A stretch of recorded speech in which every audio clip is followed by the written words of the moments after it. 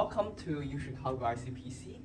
Today we will walk through problem 375E, the red and black tree. In this problem statement, we are given a binary tree with the weighted edges. So here we have node 1, 2, and 3. 1 is black, set 2 is red, 3 is red, and the weights of those two edges are 2. We are also given x equals to 2, which is the maximum, the distance that we need to cover. Distance. So the problem is we want to find the minimum swaps, minimum number of color swaps.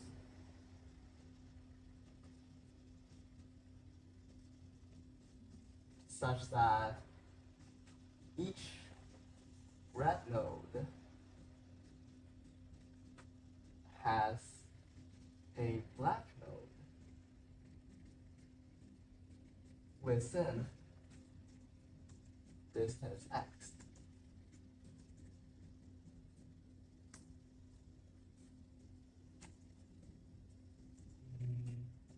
So how to tackle this problem? So maybe for this example, the current configuration, does it satisfy all the red nodes have a black node within distance of x? Does the current graph satisfy this? No, right, exactly. Which node didn't satisfy? The third one, yes. And it's because the distance to the black node is 4. So there's no node, yeah, that's very correct. So how would you swap this to make it like a beautiful tree? 1 and 2. 1 and 2, exactly. Do you have an initial idea on how would you construct an algorithm to solve this? To be honest, no. Yeah, it's me neither. The brute force idea is probably consider all the swaps and see like which one can work, but it will take so much time.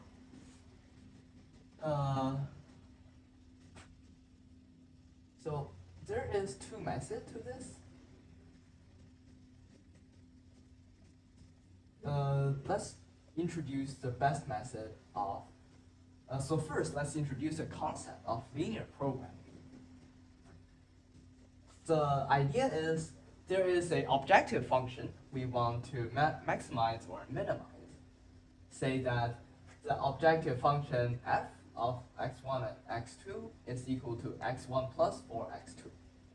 So this is the profit, for example, and this is x1 is a quantity of apples, x2 is a quantity of oranges.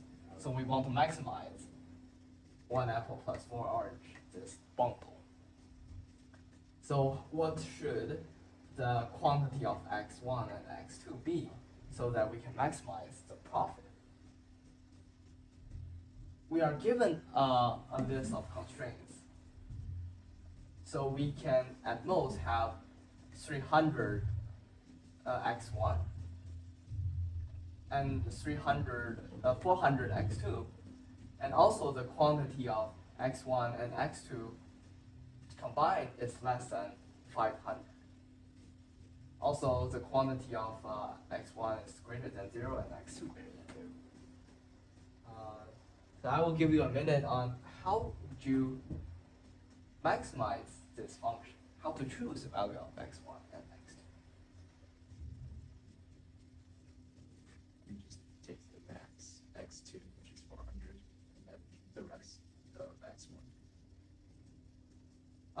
You mentioned we take 400 x2, and then the remaining budget we can use x1 to fill. Yep. And why is that?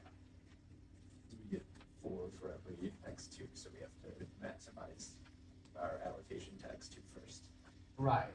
So because maybe 4 is the price, and this x2 is quantity of orange. So orange is more profitable, then we want to maximize orange. Exactly. So what if we have x1 to be, the price is 5 for x1? Is there a straightforward strategy to optimize this?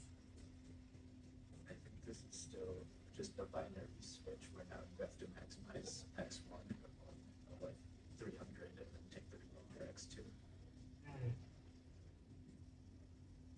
So the strategy is to always have x1 maxed out and then x2. Interesting. So yeah, I think for this case, it's a good idea. And what if we have a variable like x3 of price 7, but and we have more constraints. Also, there's x1 plus x2 less than 500.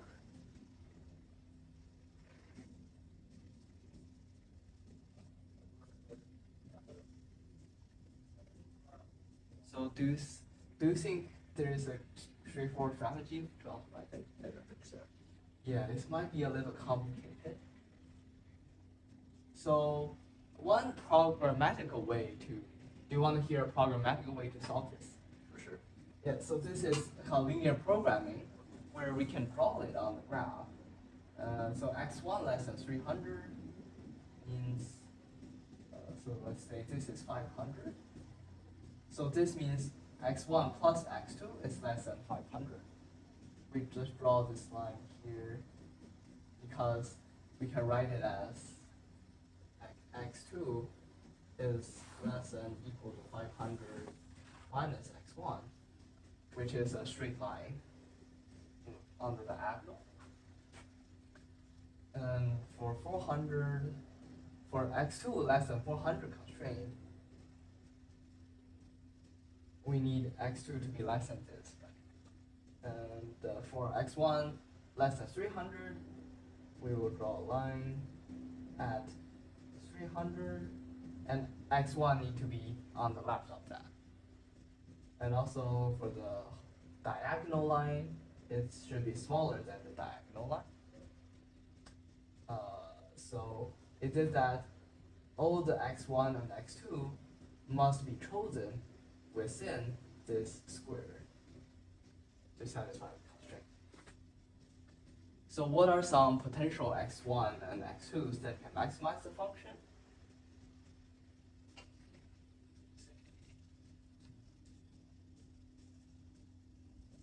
The diagonal there.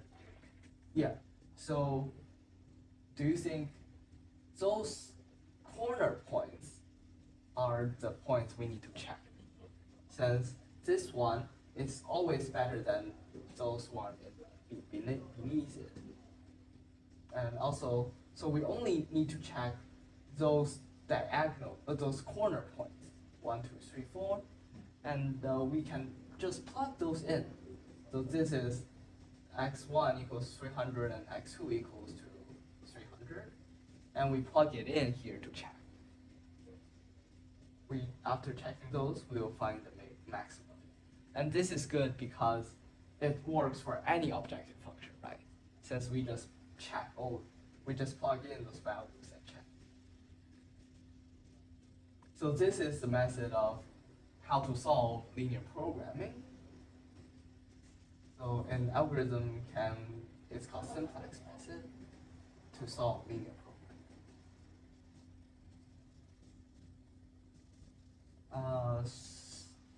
Now with the knowledge of linear programming, how to apply this to our question?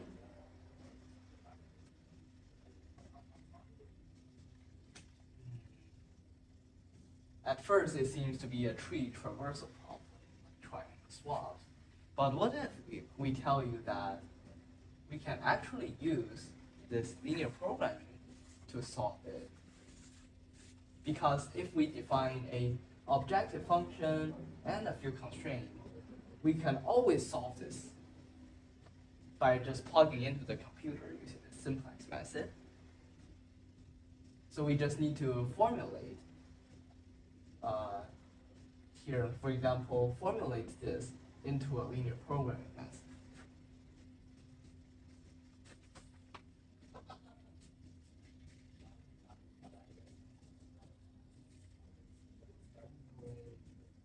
Formulate it into linear program.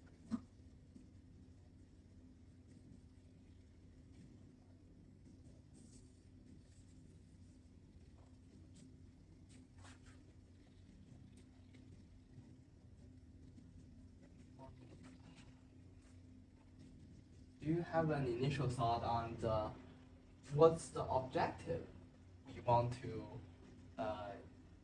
maximize or minimize here? We need the distance function in some way.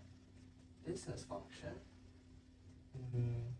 So here it's saying the minimum color swaps such that the max is the distance. So maybe just a straightforward objective. What can it be? Color swaps.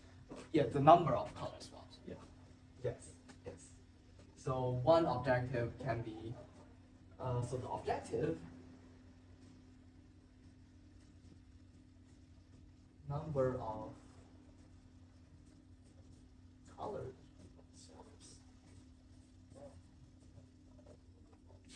So yes, it might not be that difficult. You might think too a lot. So the objective, the number of color swaps. And do we want to maximize or minimize it? Minimize. Minimize, yes.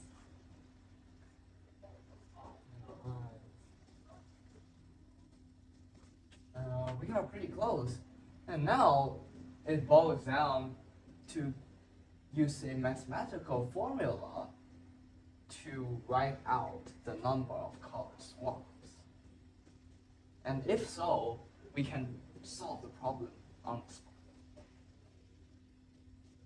So how to formulate the number of color swaps into a function? So first, do you have ideas? Yeah, I can give some hints. So how to represent a color swap?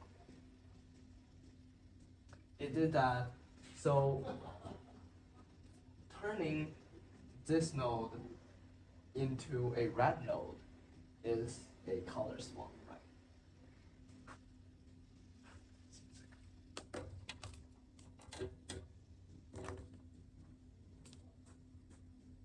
Turning this to red.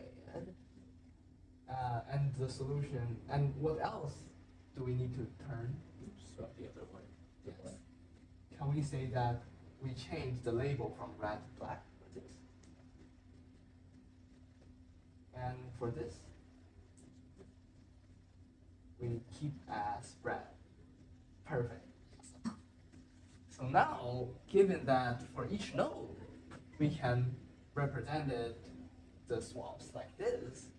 Let's say black is 1 and the red is 0. So can we say that a swap is just changing 0 to 1 and some 1 to 0? So now let's define the color swaps as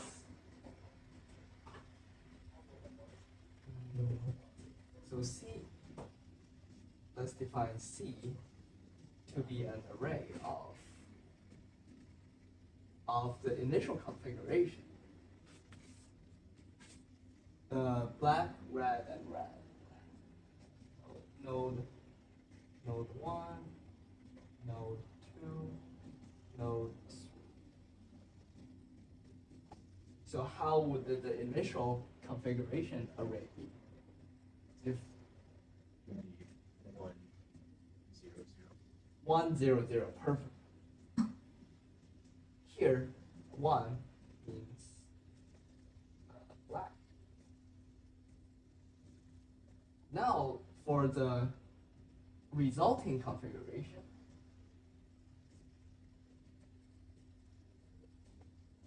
This is the result config. Let's call it X.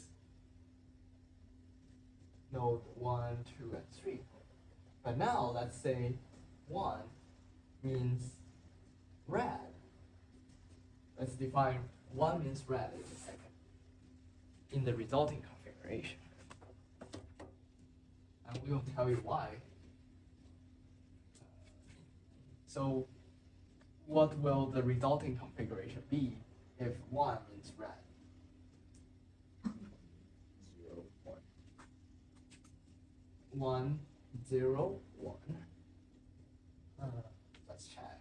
So 1 means red, 0 is black, 1 is red. Perfect, that's great. So now the objective is to minimize the number of color swaps. So how to represent a color swap? Let's see. So from node 1 to 1, this is black, red, red. This is red, black, red.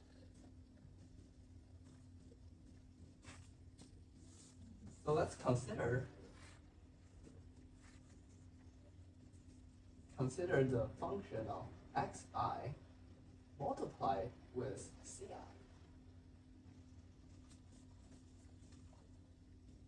What would the value be for I equals to 1? 1, yes. And here? 0, 0. So when there is no change of color, the result is 0. But when there is a change from black to red, the result is 1. But from red to black, what's the answer? 0. And now for black to black, what's the answer? 1. Or, sorry, 0. Yeah, black to black is also 0 because the upper is 1 and the bottom is 0. So also 0.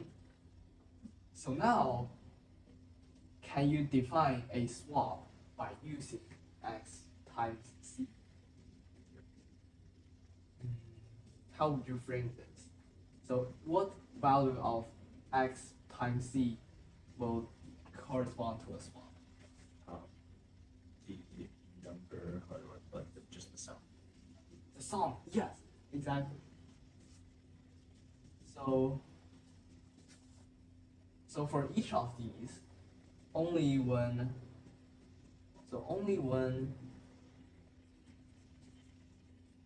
xi multiply ci is 1, is there a swap, right? And why do you think we want to make red to black to be 0? It's not change, like there are two changes when you do a swap and you only want to count one of them. Otherwise you're going to get double the number of swaps. Yes, perfect, that's perfect. Yes. So this is to avoid double counting. Right? Perfect. Now, what would be the number of color swaps given X array and C array? Objective, the number of color swaps. What will be the total number of color swaps given those two? Just the sum of them multiplied together pairwise. Yes, perfect.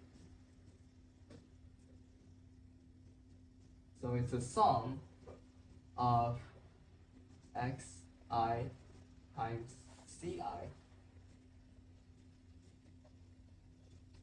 for all the i's. So only the ones will count as a swap. So we just count how many ones are there. And do we want to maximize or minimize this function? Minimize. Minimize, yes. So now our objective function is defined. It is this f of x is equal to the min of the sum, where here ci is just constant given in the question, and we just need to find the three values of x, x1, x2, and x3, to solve this question. Minimize over x, and x is a vector. All right, step one is done. And now we can just plug this into a calculator and solve this. And what else do we need? To apply the other constraints. Yes. And what's the constraint here?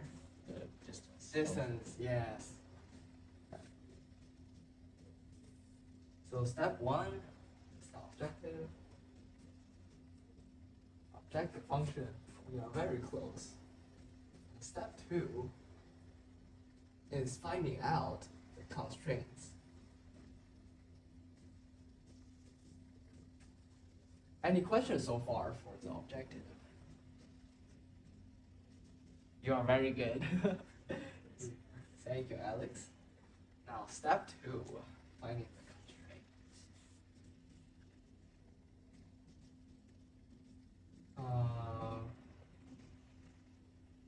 So for every node, because we don't need it to be red node, we can just, for every node, we need to have a black node within X. Do you have an idea on how to represent this? If you could apply like an option where you're representing only like the neighborhood within that distance for each node, and trying to ensure that like all of those are zero, like multiplied to zero, meaning like you have two different colors. You know that you have a red and a black within that neighborhood. Or no, that's flawed because it could have a red and a black, but not your current node. I don't know. You are on the right track, yes. We also want to use the multiplication trick here. So your idea is for each node we find a neighborhood with distance of x. This idea one. Do you start with like each of the black node and draw like a radius of x and see, or what's your idea again? I think you have to start with every red node, because the definition is red node has to have a black node within X. This is right. We start with every red node. And then, so the big idea is to check all the nodes within the radius. Yeah. Start with every red node, okay. And Alex's idea is to check all nodes within, that's very valid.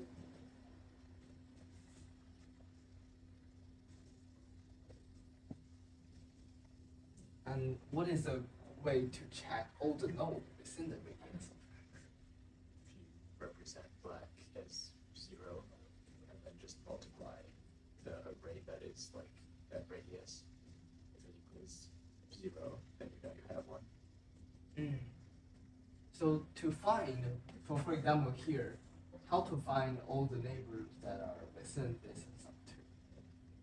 Maybe for this. Brute force, you just need to traverse until you run it, like you have your x, and then you traverse until your quantity x is exhausted by traversing the edges, but probably suboptimal. Right, so the idea is to traverse all the neighbors of this. So if it has a subtree, we will also traverse the subtrees. X. And what, start with every red node, check all the nodes within radius x, what the complexity is for each node. Is it O of n? Because we might need, for each node, we might need to search all the trees. Yeah. And if there are like n nodes, is it also n? It's n squared. N squared, yes. This is a good start. And how can we optimize it? The hint is still start with every red node.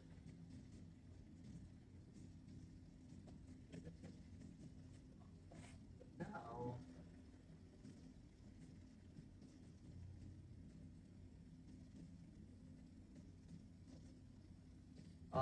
so let me introduce this idea and check with you if it makes sense. Let's define a matrix of n, I, and j.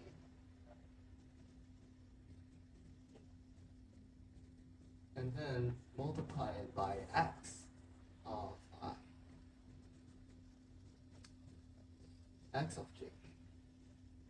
So here, I means the current node. Like for each red node, we will check all of its neighbors. So the neighbors, so for example, let's write this to be whether node I and j is within distance of x. So if I and j is within x, we label it as 1. If they are outside, we label it as 0. Equals 1 when node I and j are within this distance of x, and 0 when too far apart.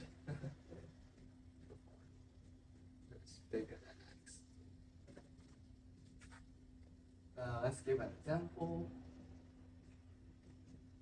for node 3.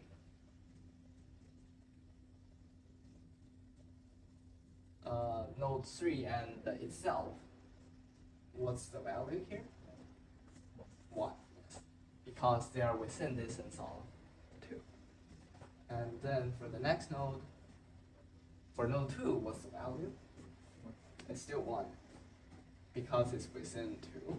And for 1, 0, yes, thank you. Because 1 and 3 distance is 4, which is greater than 2.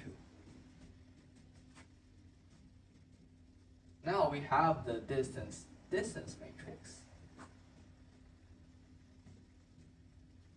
So this is the current node, and this is neighbor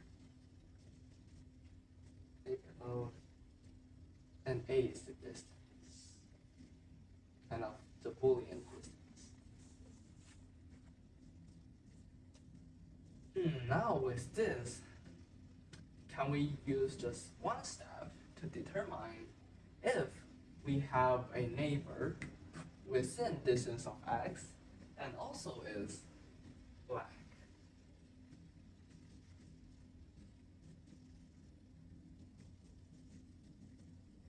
So if we are given this matrix, we know all the distances.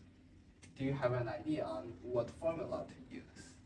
Then you would sum all of the elements of multiplying that by 1 if black, 0 if red matrix, and then if it's greater than 0, you know, you have a black within the distance.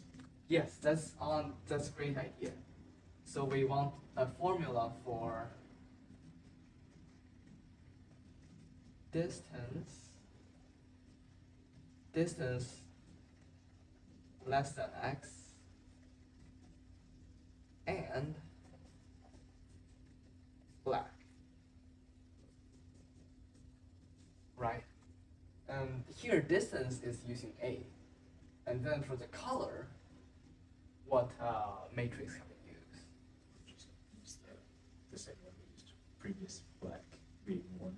Yes, we can use the X color matrix for the color and the distance matrix using the A. So we can write our constraint as Aij multiplied by xj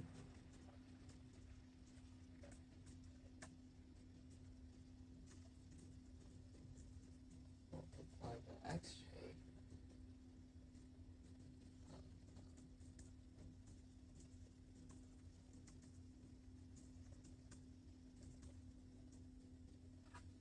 now we just need a sum.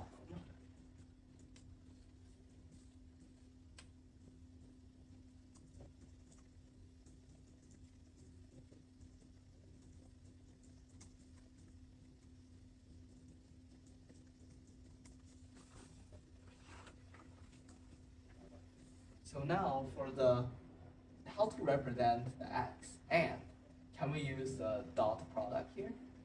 Because it means for each neighbor we want the color, the distance to be less and also the color to be black. And for x we can write it as so x3, what's the color? For the resulting configuration. Red. Red, yes. So yeah, red is 1 is red. Red is 1. And for the for 1 it's red. And the x2, the resulting configuration black. The black is 0, and x1. What's the color? It's red. So now, if we want to represent the and, how can we modify the color here so that the sum of this for all the j's is greater or equal to 1.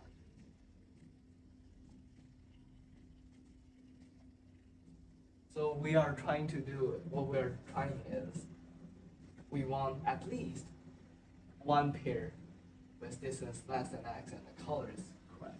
So there can be multiple pairs. Sure. And how would you want to tweak this kind of to satisfy the sum? Or I think that's it's good how it is. it's good, right? Yeah. Yeah. So if we have, so the idea is we represent this, and if, so for node 3, we have one black node, so it's satisfied. So one of them is 1. And now if this one is also black, the sum will be 2, which is very good. So this is how we represent the constraint.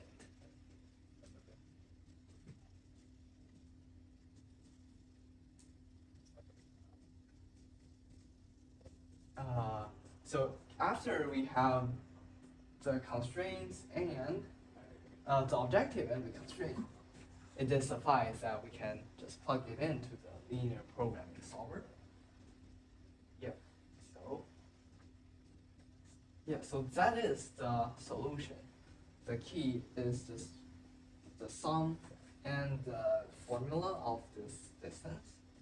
And the trick is using the product to represent a color swap.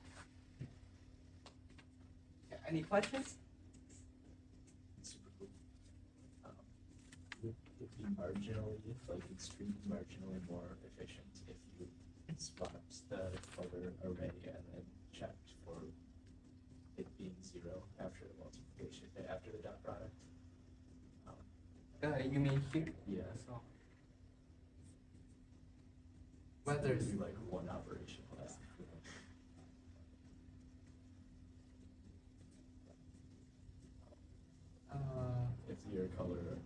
If your color matrix was inverted, if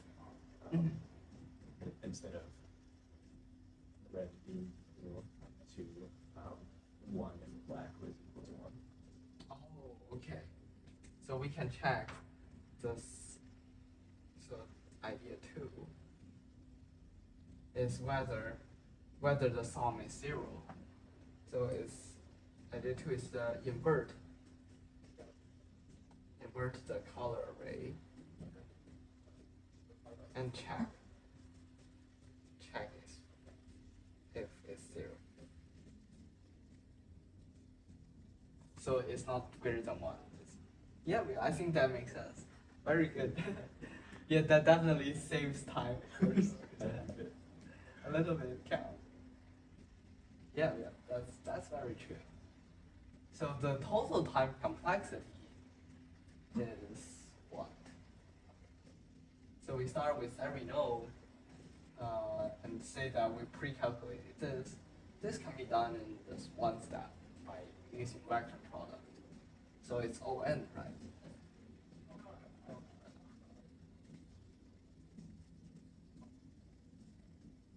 And the simplex method is kind of O(n) squared.